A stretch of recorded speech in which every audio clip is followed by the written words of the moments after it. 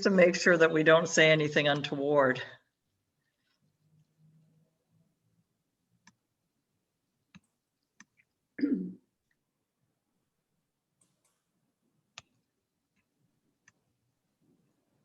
You want to go ahead, Sam? I think that's been 2 minutes. Okay, great. Let me just play here with my view so I can see everybody or most people.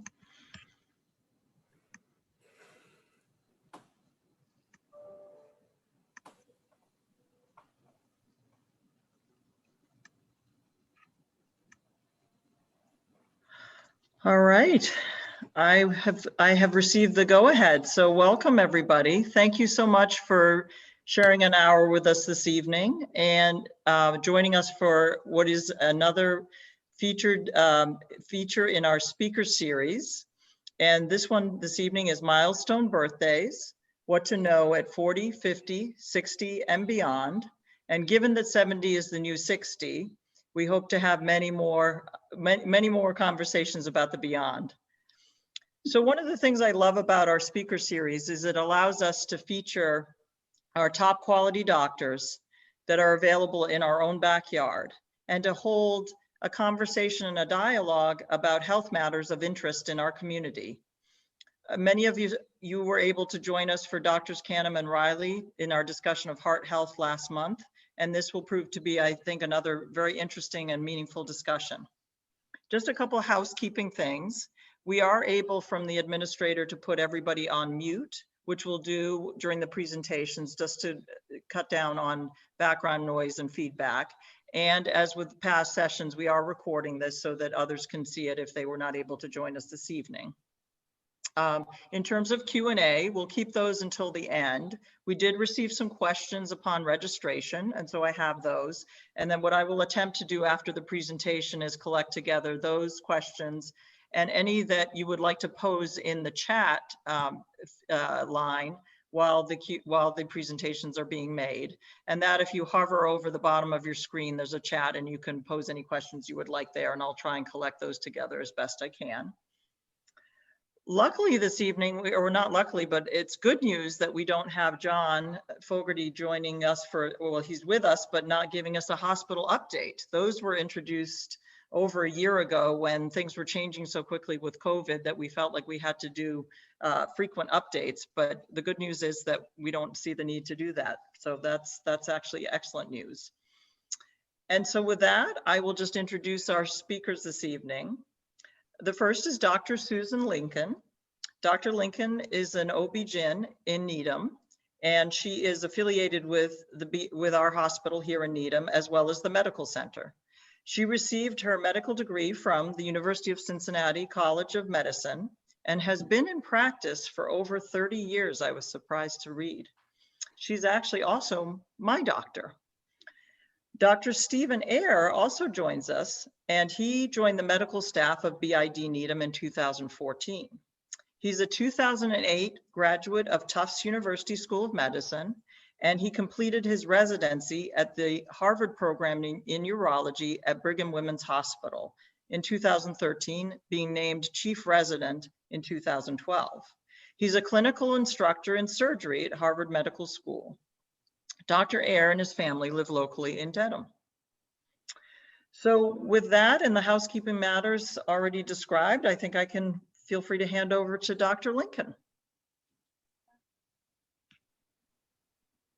Thanks.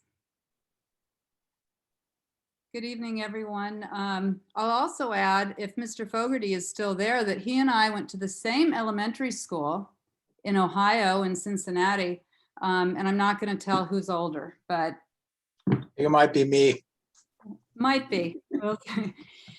At any rate, thanks so much for inviting me. I'm very pleased to talk to you this evening. I am a OBGYN. I no longer do obstetrics. I do just GYN. And I'm also certified as a menopause practitioner. And most of my patients do in fact fall into the age group, our target age group tonight, what I call post-reproductive gynecology, women in their 40s, 50s, 60s, and beyond. sort of the elephant in the room in that group, the 50-year-olds, is right at the age of menopause. So most of my office time is spent talking with women in the 40s about what to expect, in 50s, how to sort of deal with menopause. And then in the 60s, other menopausal issues come into play.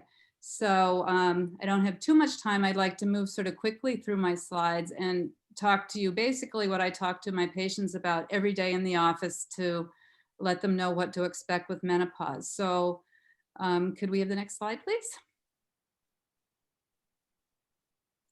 So menopause is a normal physiologic event. I think that you can't argue with that because it's something that happens to all women. And I think that too often it's treated like a disease. In the United States alone, 6,000 women go into menopause every day and 2 million yearly, as you can see on the slide. The women's life expectancy is 80 years old. So we're spending 30 years or more than 30%, 33%, more than a third of our life in menopause.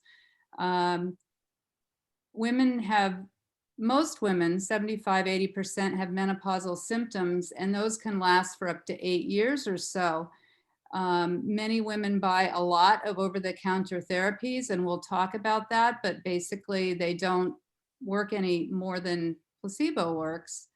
Other factors involved here are a fear of hormones, and we'll get into that. Some of that fear is for good reason. And there's also what's been coined the lure of the natural. And nevertheless, most women do report that they are uninformed and confused about menopause, what to expect, menopause management, and frustrated by medical practitioners. And I'd like to add, I think a lot of medical practitioners are frustrated by menopausal women because perhaps they don't understand the process or don't really know how to make it better or how to manage the problem. There's really very little teaching about menopause in residency programs, which are geared more towards hospital GYN doing surgeries and delivering babies. So could I have the next slide, please? Menopause by definition means no period for a year. So this is a retrospective diagnosis once a woman has gone a year with no period. And the lack of period needs to be due to the ovaries aging and permanent ovarian failure. In other words, if a woman has a hysterectomy or uterus removed when she's 40, but her ovaries are not removed and are still functioning, the woman technically is not in menopause, nor are women who lose their periods for a while, say due to an eating disorder or due to a medication they're on or due to an IUD. That's not considered really to be menopause. But the average age of menopause is about 51 to 52, but there's a huge range, and any woman between 40 and 60 could go through menopause and still fall into the normal range. But most women tend to be more or less between 47, 48 and 53, 54 range. This is a gradual process. It's very unusual to have a woman who just has totally regular periods, no hot flashes, and all of a sudden just stops getting her period and that's it. That's usually not menopause. That's something else going on, like maybe being pregnant. But for most women, it is a gradual process and it varies by woman. And so I start talking about what to expect when a woman is at age 40, even she might not be ready to hear it at that point, but the symptoms usually start in the later 40s. And the first most common symptom is that the cycles might start getting a little bit shorter. If a woman used to, throughout her life, and women have an intimate relationship with their cycles, so if they're changing, they notice it, and it can be concerning if they aren't prepared. But if a woman's cycle had always been, say, 28 to 30 days, it may start shortening up to be 23 days or 24 days. And that is still, that is normal, and that is very often the first change. Along with menstrual changes, a woman may start noticing some hot flashes, some flushing or sleep issues. Eventually, the woman will start to skip more cycles, maybe skip 2 or 3 months and then get a period, and eventually the periods will stop. And again, once a year has gone by with no period, we call the woman menopausal. And at that point, actually, hot flashes intensify over the next year or so and then subside. So, and technically then women are called menopausal the rest of their lives. The only reason I put that on this slide is women will often ask me, when am I out of menopause? And what they really mean is, when will they be done with the menopausal symptoms? So it's just really a nomenclature, but they are considered to be menopausal the rest of their lives, even though the main menopausal difficulties are in the 50s. Can I have the next slide, please? So menopause symptoms, most people are quite familiar with, and the classic symptoms are due to decreasing estrogen levels that usually start several years. The hot flashes, that is, start several years prior to the last menstrual period and usually continue for a while, up to 5 years or so after the last period. This is very variable as well. 20% of women never get a hot flash. And there's also a small percentage of women that will continue to have hot flashes indefinitely into their 60s and 70s. Sleep disturbance is very common. The sleep disturbance associated with menopause is not difficulty falling asleep. It's difficulty staying asleep. Most of these women describe that they fall asleep quite well, but then there's a disturbance basically in the biologic clock, so that they tend to wake up at 3 o'clock, have trouble falling back to sleep, which makes functioning the next day difficult at times.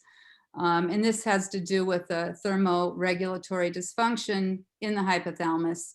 And we'll talk a little bit more about that later.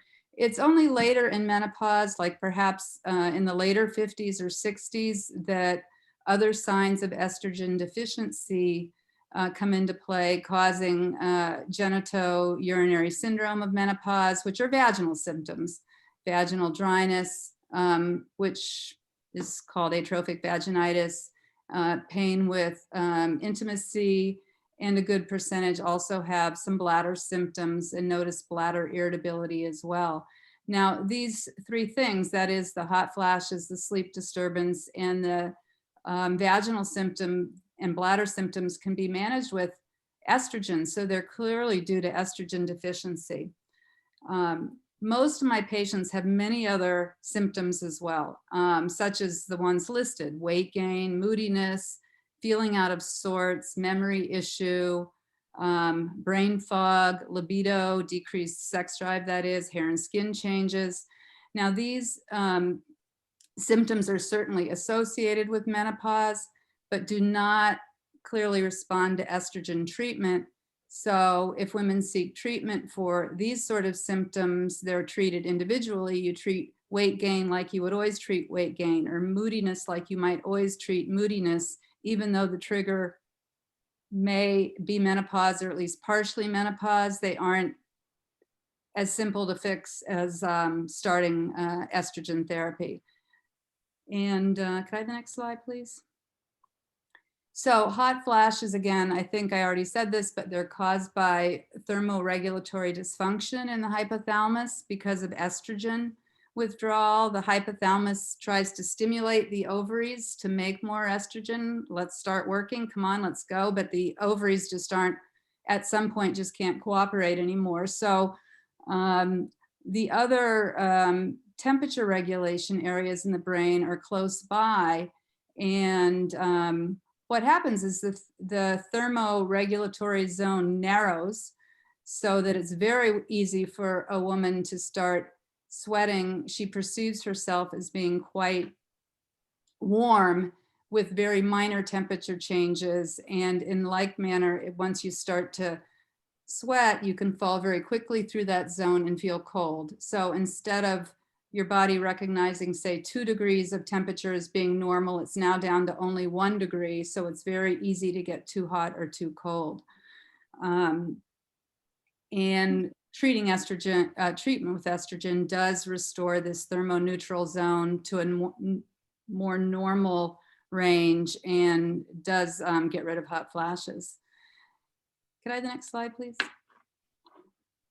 So just quickly, again, more on hot flashes. Again, about 80% of women do have hot flashes. There are some risk factors for hot flashes that are modifiable: smoking, overweight, sedentary lifestyle, socioeconomic factors, ethnic, and then there is just plain genetic variation. And there have been some genes that have been identified as being at least partially responsible for menopause symptoms. There is the ethnic group who suffers the most with hot flashes are African American women, followed by Hispanic, Caucasian, Chinese, and Japanese. And this is controlled for other factors, socioeconomic, weight, and that sort of thing. There's just an ethnic difference, which I guess must be genetic. Next slide, please. So I'm going to talk a little bit about the history of HRT, which is a little bit of a sordid history. This tells us how times change, and also I think how there's a big interaction between social norms and medical care, and perhaps pharma and medical care. This was written by a British gynecologist who actually lived and worked in Manhattan in 1966. And it was a very famous book called Feminine Forever. And everybody, I'm sure, can read it themselves. And I don't know if it makes you chuckle or whether it's, you know, offensive, but I think it is interesting to see what was, and people flocked to this doctor, and he worked very closely with Wyeth, the pharmaceutical company that made Premarin, the estrogen that was used, and wrote this book. And he was, in those days, more or less the talk of the town. Can I have the next slide, please? So Premarin was in fact approved for treatment of hot flashes in 1942, but it really took off in 1960 with the book Feminine Forever by Dr. Wilson, who, unlike my opinion that menopause is a normal life passage,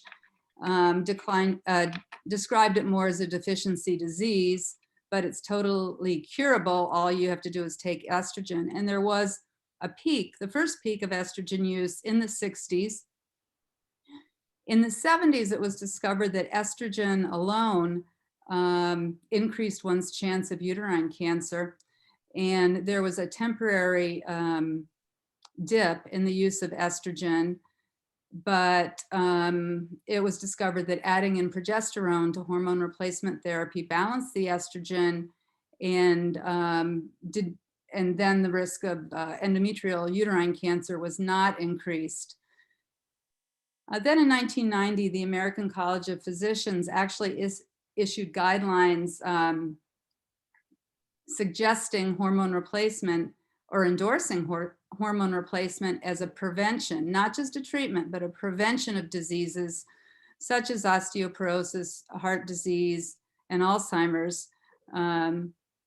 Which aren't really true, but was the premise. And Premarin became the most widely prescribed drug in the US, with 40% of menopausal women using hormone replacement therapy.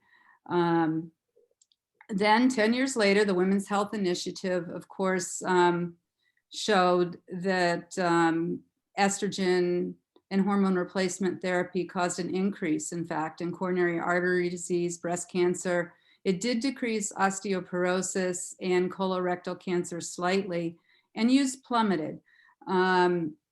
and women were afraid of hormones. Now, since then, the Women's Health Initiative study was dissected into different groups. It was done on all women, 50 to 80, with no differentiation between who was in their 50s, 60s, 70s, 80s. And it didn't differentiate well, at least, women who took just estrogen or estrogen and progesterone.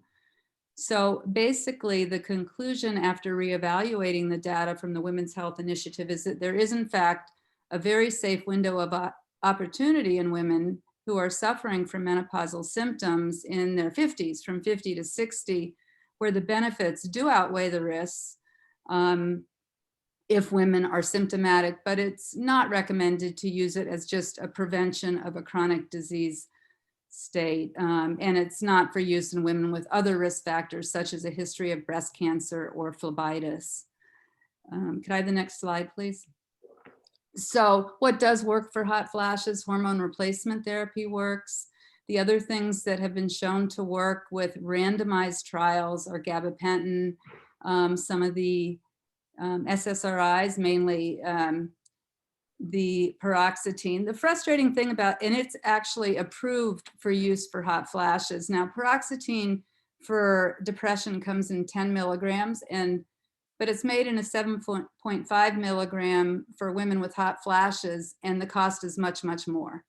So if I use that medication, I usually explain that to the patient, and we just agree that they'll take the 10 milligrams rather than pay more for one that's geared towards menopausal women. It just didn't seem right. But clonidine and oxybutynin also help. And these are alternatives, especially for women with who are breast cancer survivors and who cannot take hormone replacement therapy.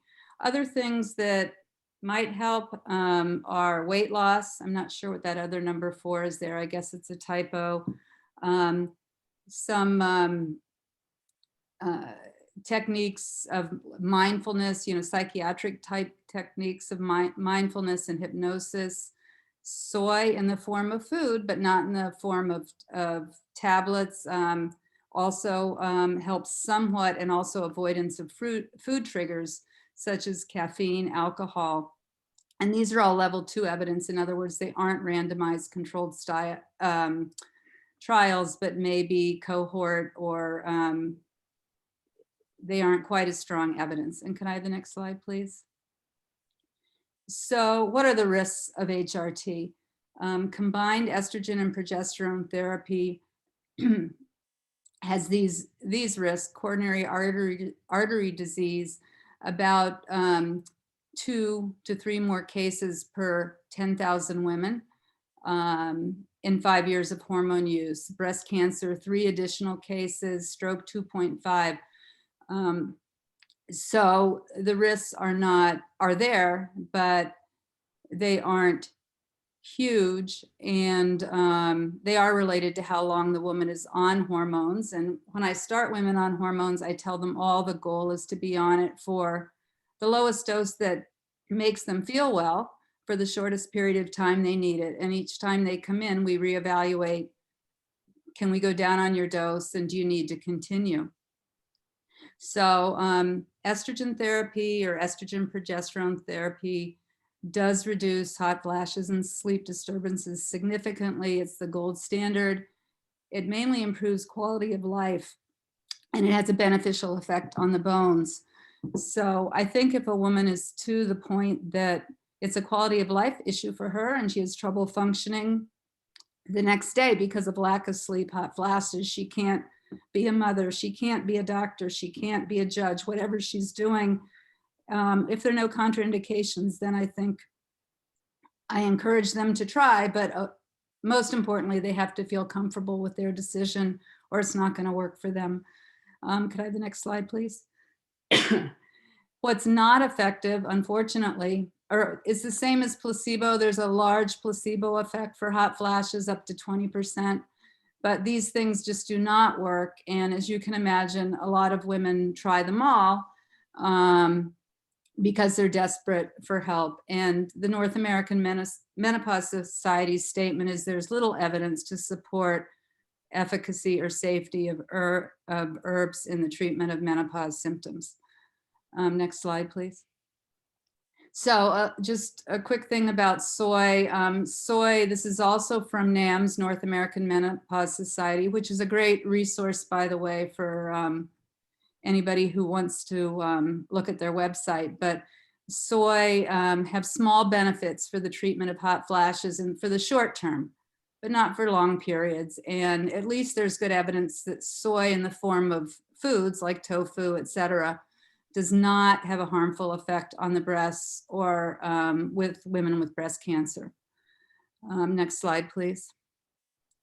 So what do I do with my 40 to 50-year-old women who are approaching menopause? I review carefully their menstrual cycle and I write down the exact dates. I find that to be very, very helpful because they will call back with irregular periods, and it's most helpful if I know the exact dates. I also talk to them about what to expect over the next coming years, emphasizing that everybody's different. I always compare it to trying to predict how someone's labor will go. You can tell them how it usually goes, but the body doesn't always follow those rules. In the 40s, some of these women think they're perimenopausal when in fact they have PMS type symptoms, especially if it's more cyclical irritability and they have no menstrual irregularity and they're in their early 40s. That's more PMS than it is menopause. Keeping calendars. We used to always just keep a menstrual calendar on a real calendar, but now there are plenty of apps to do that. An important thing is we should avoid drawing hormone levels. So many women come in not feeling well and feeling their hormones are out of balance and they want their hormone levels checked, and they're hopeful that I can fix that and things will feel better. Well, if they're getting regular periods, that is a sign that their hormones are functioning just fine. Hormone levels are not helpful in terms of predicting when one is going to go through menopause, where one is in the process. So I just try to avoid that because it's just not helpful. And in the 40s, I always talk to women, make sure they are using reliable contraception, because some of them assume that they cannot conceive over age 40. We recommend contraception until women are a year past their last period. So I mentioned that to the 40-year-olds and the 50-year-olds. And I also, with each patient, evaluate things like diet, exercise, etc., and supplement use. Next slide, please. So I think it's a good time to talk about what is abnormal bleeding. I always tell all the women to call me if they have abnormal bleeding, but when one is perimenopausal, periods do start to change. So I try to tell them that if their periods, excuse me, start at least 3 weeks apart and don't last any longer than 7 days, or another way of looking at that is if they have 14 days with no bleeding, then I think we're doing fine. They may be longer than that. They may skip more periods, but if they bleed for longer than a week, or if 2 periods are closer together starting than 3 weeks, I ask them to call me so we can just make sure they're on the right track. Of course, any bleeding after menopause is considered to be abnormal, and I need them to call me about that. Again, keeping the menstrual calendar.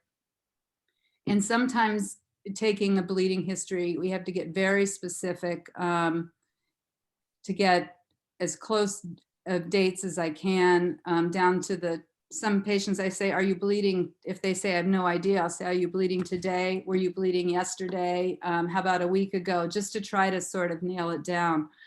And any abnormal bleeding may require workup depending again on the exact dates. Next slide, please. So causes of abnormal bleeding, premenopausal, in the 40s, that is, it's usually irregular ovulation. You always have to rule out things like ectopic pregnancy. Can be benign structural things, very commonly like fibroids or a condition called adenomyosis. polyps, which can happen premenopausal or postmenopausal. Once a woman is menopause, again, polyps are a very common cause of bleeding, as well as atrophy, which is thinning, and dryness of the lining, either of the vagina or the uterus. About 10% of postmenopausal bleeding is cancer of either the uterus, cervix, vulva, or vagina, and that's in decreasing order of frequency. And then there's always the non-GYN source, and I'm sure that Dr. Eyre gets half of these and I get half of them. The woman who says, I just saw blood in the toilet, I don't know where it was from. And sometimes it's not easy to tell where it was from if they aren't bleeding when they come into the office. Next slide, please. Just a brief moment about weight gain. Women, almost all the women in their 40s complain they can't lose weight, or not complain, mention they cannot lose weight. And an average of 5 pounds is gained over the menopause transition. It doesn't seem to be related to estrogen, however. Researchers feel it's more likely due to aging and lifestyle changes. But we all know an elevated BMI is associated with adverse health conditions, as well as more severe menopausal symptoms. So we manage weight gain and weight control the same way we would at any time, and HRT doesn't really help with that. Next slide. So in the 50s, again, I review carefully the menstrual history and what symptoms they're having, and try to tell the patient then, the best I can tell, what to expect over the next year or two. And then I ask her, do you feel like you need treatment? And they usually say, well, sort of, what do you got? You know, like, what can we do? And then we try to review what are both safe and effective treatments, and in a sense, protect them from things that will just cost them money, that will not be helpful. Next slide, please. So quickly, I have a 51-year-old who's complaining of menopause. She wants to know where she is in the process. She has irregular periods for a year. Her last period was 4 months ago. She has the typical symptoms of hot flashes, night sweats, covers on, covers off, and no vaginal complaints, as well as a few other complaints, feeling off. Next slide. So with this patient, I reassure her that she is normal. We talk about what to expect. We discuss that hormone levels are not helpful because they won't tell us when she will be done with menopause. And am I going way over in my time? And have her avoid triggers and add dietary soy, etc. I think I better finish up more quickly. Next slide, please. And 60 beyond, the main issue is one, vaginal pain and discomfort, bladder problems, and any bleeding. Any bleeding must be looked into. Next slide. And I had a 60-year-old who presented with maybe some staining, and it was worked up basically in my office with an endometrial biopsy, which showed she did in fact have adenocarcinoma, and she was referred to my gen-onc colleagues for surgery, and was cured of her problem. And next slide, please. And just a word on GYN cancers. In terms of frequency, uterine is more common than the other three put together, and that's why we need to evaluate any abnormal bleeding. Next slide. And the basic screening, GYN exam, is usually every year. Pap smear is now every 3 to 5 years because we are also doing HPV testing. Mammogram is usually yearly. Colonoscopy and at 50 usually, and bone density usually is recommended to start at 65, but certainly in my patients in the Boston area, a lot of women have them much sooner than that. And next slide, I think maybe the last. No, vitamins. Vitamins with caution. It's a huge industry, and I like Mayo Clinic's recommendation that they don't recommend vitamins basically, but they say older adults may consider extra calcium if they can't get it through their diet. Same with D and maybe vitamin B12. So next slide. And in conclusion, I always like a chance to show off my grandchildren. Menopause is a sentinel event. It's a great opportunity to sort of reevaluate and improve health practices. And we should offer safe and effective treatments to keep our women feeling well and healthy. Thank you very much. Thank you so much, Dr. Lincoln. Sorry to rush you there at the end, but we just wanted to give Dr. Eyre a little bit of time, and very much appreciate. The good news is you answered, I think, just about every question that I had posed your direction during the registration. So thank you very much. And don't forget, you can ask questions through the chat feature as well. So I'll turn this over to Dr. Eyre. Thank you, Dr. Lincoln.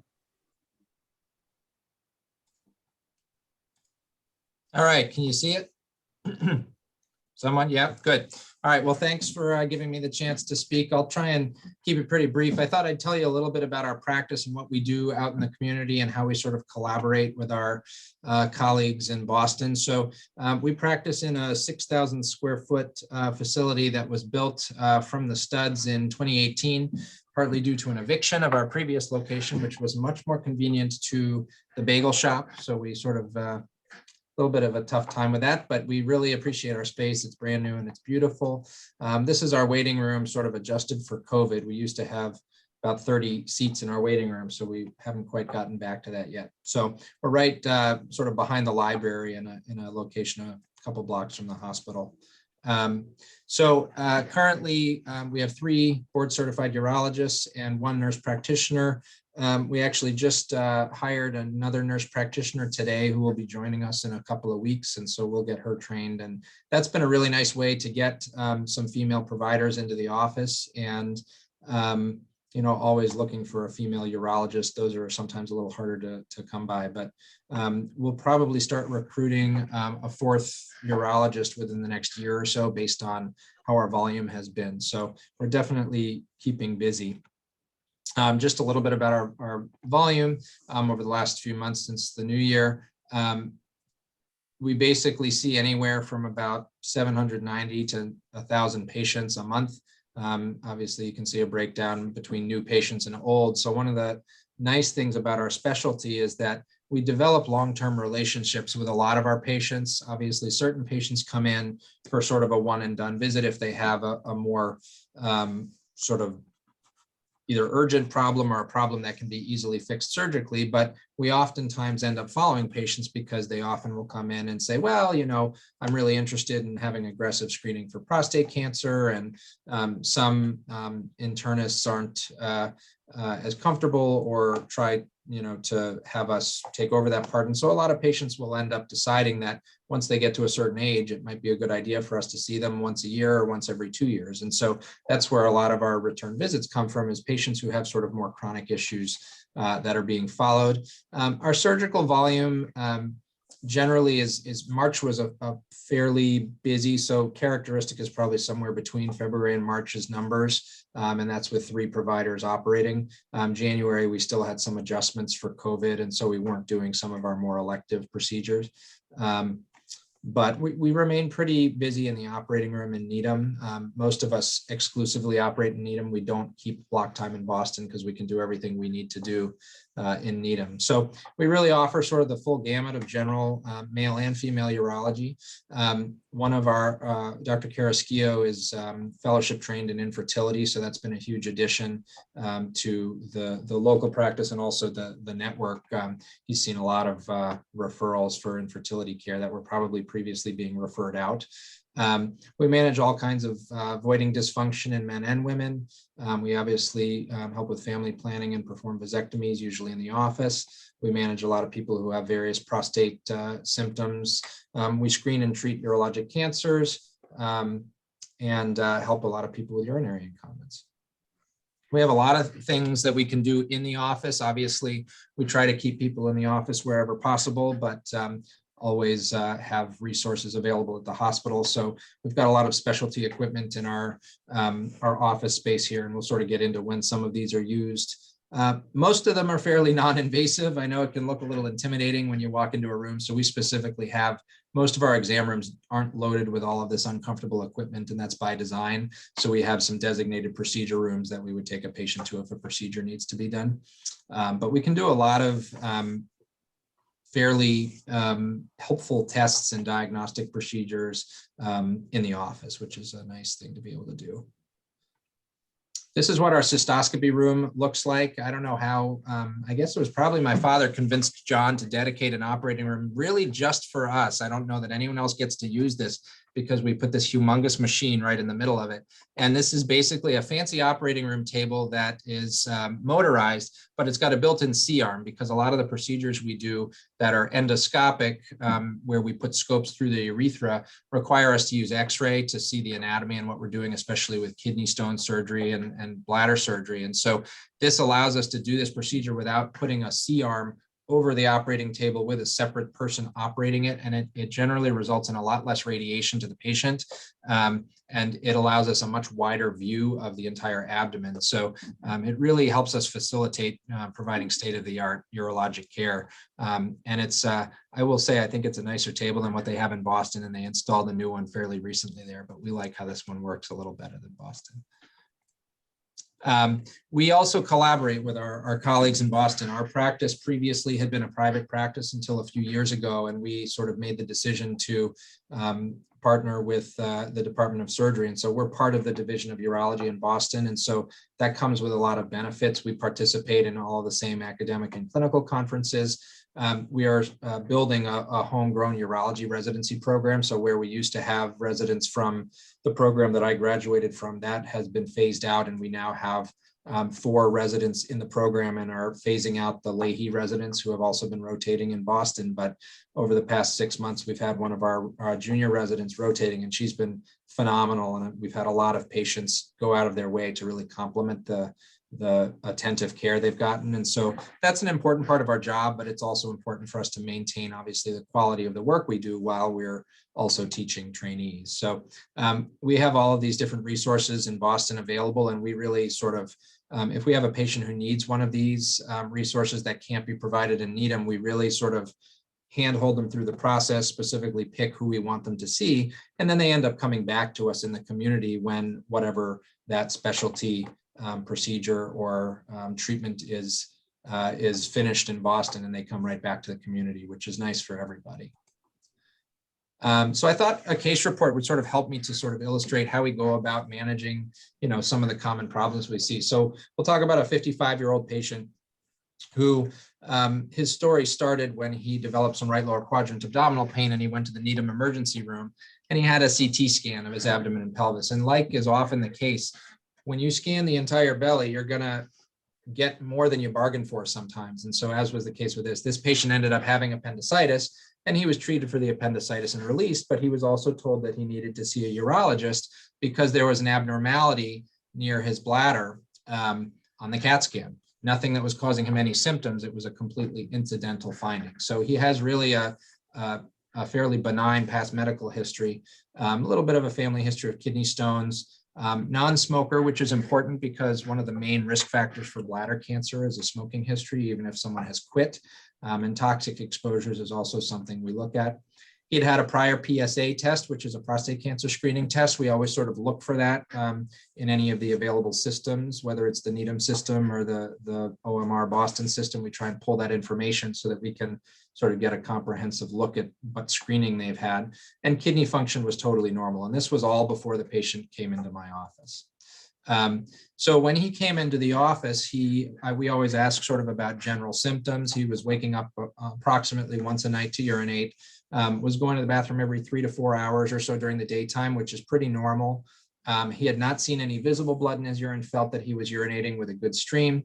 One of the things that's easy for us to check nowadays is to use an ultrasound machine to scan their lower abdomen, and it tells us an approximate volume of urine left in the bladder, which is a very helpful test that we can perform. It used to be, before we had that technology, you would have to catheterize someone to get that information. So patients appreciate that it's just a little pushing on their belly.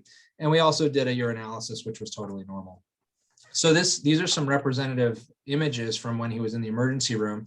And this is if you're sort of flying through the body. Obviously, I've outlined the kidneys, and they're white because the patient received intravenous contrast. And the issue is where this red arrow is pointing. There is a little bit of a nodule. The bladder is this sort of bulbous looking thing here, and the prostate's right below that. But there's this little area here that's got a little white in it, and that is thought to be an enhancing lesion. And so the patient was told to see a urologist because it's hard to know if that's something that's completely benign and not a problem, or whether it represents something that needs to be further looked at. So this is just a different way of looking at the images where you're flying through the body a different way. And again, it shows where the prostate is. So I should have warned you, if anyone's eating dinner, I do have some pictures and a couple of videos that will look kind of like this. So there's nothing like gory, but you may want to stop looking if this is going to gross you out. So one of the things that we do fairly frequently in the office to sort of answer these questions is to do a flexible cystoscopy, which takes probably 2 or 3 minutes to do a pretty comprehensive look. And the patient comes in and we do a little numbing medication that has lidocaine in it with a jelly that goes in the urethra. This can be done in men and women. And we put a flexible camera through the urethra and into the bladder. And that allows us to look at the entire urethra to see whether there's any obstruction. It allows us to look for what the prostate looks like on the inside, which helps us determine whether they have visible obstruction or not. And it also allows us to look in the bladder to make sure they don't have any cancer. And so in this case, this is sort of a picture of the scope going up and then looking back down at the bladder neck, which is where the person pees out of. And then you've got tissue that's sort of billowing up from the bladder, from the prostate up in the bladder neck. And so the CAT scan was probably just seeing this benign prostate tissue that was growing up and indenting the bladder a little bit, which quite honestly is commonly what we see when a patient is referred for this type of problem. So in this case, this patient really, this is going to be a video of what it looks like as the scope is withdrawn. So you're looking at the bladder here, and it's a little blurry, but it's going to come into clear view, and you're going to see a little bit of prostate tissue from the sides and also from the middle part growing up as the scope is withdrawn, and hopefully you'll be able to see that. So prostate tissue here and prostate tissue here, middle lobe tissue there and side lobe of prostate there, and the prostate ends right at the ejaculatory duct, which is right here. So that's the end of the prostate there. So in this case, this patient does have some visible obstruction inside the prostate, but there we go. But what's important is to rule out things that are going to require more of an intervention. And so why did I recommend a cystoscopy, even though I sort of suspected that we would find just a benign prostate? Well, some people have really significant obstruction. So this is another still shot of that. You see the scope is this black line here, but this prostate is growing up and you have what's called a ball valving effect, where you can really not imagine how the patient's even urinating. And he's basically, the urine is having to go around the sides of the prostate. And so this kind of patient usually will have a very weak stream and they won't be emptying very well. That's something that's highly obstructive, and this is not good for the bladder long-term. And it's also not great for the kidneys sometimes, because they're, as the bladder has to work harder, the bladder wall thickens so it can squeeze harder, but that can elevate the pressure at which they're storing urine. And so this is something where we tend to be a little more aggressive in terms of recommending something procedural rather than just medication. And of course, even more importantly is we're wanting to rule out masses in the bladder that are cancer, and they look very different. As you can see, this is nice and smooth. It does have some blood vessels, but bladder cancer, which is over here, looks sort of more like a sea anemone and really inflamed looking. And so that's one of the main reasons taking a direct look, while it's not very attractive for a patient and it sometimes is a tough sell, it's a very informative test that we can do. So this is another one. It just shows you a little bit of a different looking prostate. You're going to see a humongous lobe of tissue flop right over the opening of the bladder, starting here. And this is a middle lobe of the prostate, and it just completely occludes the urethra. So this is a patient who most likely would be having more significant voiding dysfunction and probably would need something procedural, sorry about the blood, instead of medical management. So various things we can do to further investigate if we need to determine severity. Urodynamic testing takes about an hour, and it involves placing small catheters and filling a bladder while the sensors are connected to a computer, and it can sort of help us differentiate between overactive bladder, obstructive voiding, sensory issues where patients aren't sensing that they're filling properly, and it can help us distinguish various types of leakage as well. Bladder scan is what I was telling you, is just an ultrasound machine that measures what's left over. And then uroflowmetry just involves the patient urinating into a commode, and it basically is a scale that detects the change in weight, and that can help us calculate what their flow rate is. So helps us determine how strong or weak their stream is. Another test that's really helpful that we can do right in the office is transrectal ultrasound, which allows us to calculate an actual volume of the prostate, and that can help us to determine what type of surgical procedure might be appropriate if a patient is looking at having more aggressive management of their enlarged prostate. So one of the nice things about urology for most of the people who go into it is the ability to manage things both medically and surgically, and I'm no different. Most patients don't prefer to have a procedure, and so we usually will try various types of medication first. If those aren't effective, or if they're just not doing a good enough job, then we can go into lots of different procedural options. Many of them require removing some of the tissue. So we use the analogy of thinking of the prostate like a tangerine or an orange. And most of these procedures either sort of hollow out a lot of the meat of the orange, but leave the rind intact, or they sort of separate the lobes apart without removing tissue. That's one of the newer procedures. There are a lot of office-based procedures. We tend to focus more on the ones that are done in the operating room, but it's always something that we think about as to whether it makes sense to offer some office-based procedure, especially for our patients who are older, who have a lot of risk factors for going to the operating room. So I figured that, a lot of people ask, well, when should I see a urologist? Should I see one every year? And the answer is there are obviously certain indications for definitely seeing one. Microscopic blood in the urine, which is currently defined as greater than 3 red blood cells per high-powered field under a microscope, is a reason for seeing a urologist, because we usually recommend a specific workup to rule out all the really bad things: kidney stones, kidney cancer, bladder cancer. So that really is a workup that no one else but a urologist can do, because it involves a cystoscopy. Same thing with visible blood in the urine. Unless you can specifically blame that on a known current infection or passing a kidney stone, we usually recommend the same workup that you saw the videos of. We see a lot of patients, of course, with bothersome urinary symptoms, frequent urinary tract infections. Obviously, a lot of patients are referred because of some imaging abnormality that was an incidental finding, and they want us to take a closer look. We see patients who have a very strong family of urologic cancer, especially prostate cancer. We know there's a large genetic component to that. And so we have some patients who are referred simply because their primary isn't comfortable sort of knowing which techniques to use to screen someone and how aggressively they should be screened.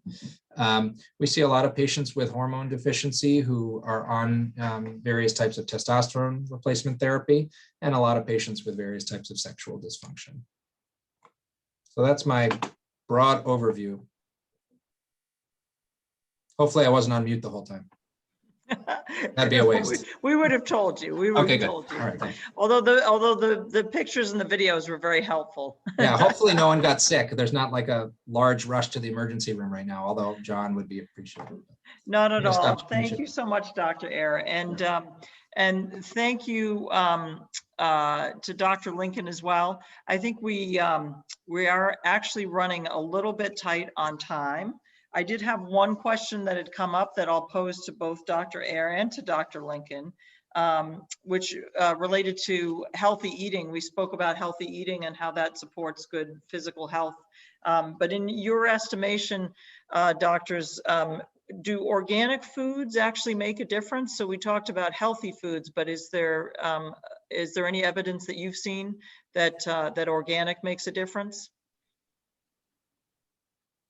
I don't know. There haven't been that many studies. One of the main studies for prostate cancer, at least, was in Asian men who lived in Japan and emigrated to the United States. And basically their risk for prostate cancer was much lower until they emigrated. And it only took one generational difference for them to revert to the US rate of getting prostate cancer. So there's definitely something about our diet overall that seems to increase the risk for prostate cancer. I don't know of any data that suggests that organic specifically is better. There is a urologist out of Michigan who lectures on nutrition and supplements. His name is Mark Moyad. He's written several books that you can buy on Amazon. And his basic party line is, if it's good for your heart, it's good for the rest of you. And so he really focuses on heart healthy eating, and that if it's good for that, it's going to be good for the rest of you, which is a pretty easy thing to tell patients. Other, things, saw palmetto, all these things, the data is really kind of wishy-washy, and it's not likely to significantly alter someone's risk for developing cancer, certainly. Susan, I don't know if you would have anything to agree or disagree. Right. you. Yeah, I think that, as you said, the researchers haven't established yet that organic translates into better health. I think there is some evidence that pesticides and that sort of thing may be related to lymphoma, but it's not reproducible in all studies. So I don't know that we're there yet in terms of proving that organic, I mean, it sounds like it's obvious it should be better, but it hasn't yet translated into saying better health. Great, thank you. I think unfortunately that's all we have time for, although the presentations were very comprehensive, and so I think that you answered a lot of the questions that we had been sent our way upon registration. So I want to thank again Dr. Lincoln and Dr. Eyre for your time. And if you are a current patient of either of these doctors, I want to thank you for entrusting us with your care.